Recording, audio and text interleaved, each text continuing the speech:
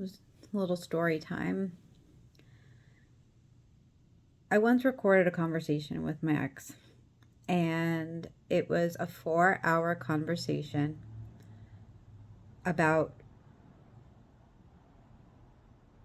how I didn't want to do something. So I had been feeling for a few months that we weren't going on dates. Like, we are just getting through the winter months. In Boston, the winter sucks. So I just said, like, I'd really like to do something with you on this day. Like, I don't care really what we do, even if it is just we go out to dinner. I just want to feel like we have that one-on-one time. And he said, okay. And then it was his best friend's birthday. And she sends out a text for a party.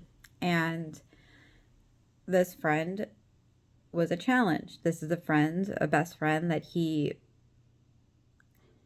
told me was in love with him the day that we met, and then chose not to tell her he was in a relationship until 5 months after, and a lot of other loaded things between then, and 6 months from then. And I didn't feel like I could say no. Like, I felt like I was so cornered into this place of just being so agreeable that I said yeah. Like, I was like, okay, and then there goes my need, but I said yes because I didn't feel like I had a choice. At this time, I was working on standing up for myself a bit more, and I said, but I would like to reschedule that date. Or is there a way that we can have some us time and then go to this party? And he said, and I was really scared, but I remember him getting really reactive with me and basically, like, being mad that I would even ask that.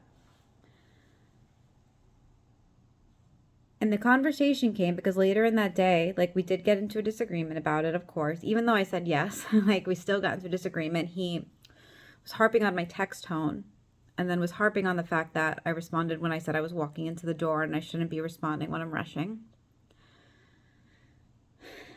And then we get on this call and it's miserable, and he starts writing up what happened in the day. And he screen shares that with me.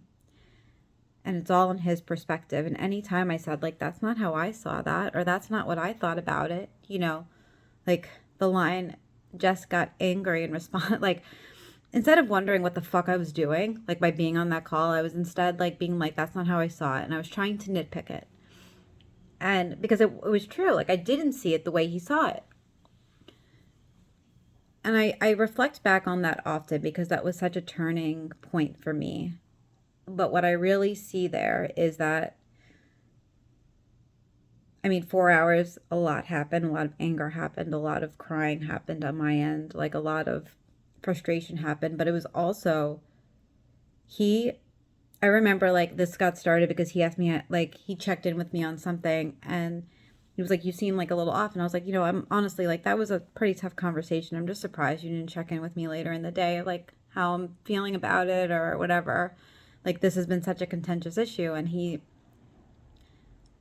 was like, no, like, what do you mean? Like, oh, I didn't ask you how your J is and that's your problem? Which led to this. And, like, it was almost like, no, it was not about the day. It's not about the fucking party. It's about that, like, this has been such a thing for us. This has been so loaded. And I'm trying to talk to you and I can't. That never got across. Ever.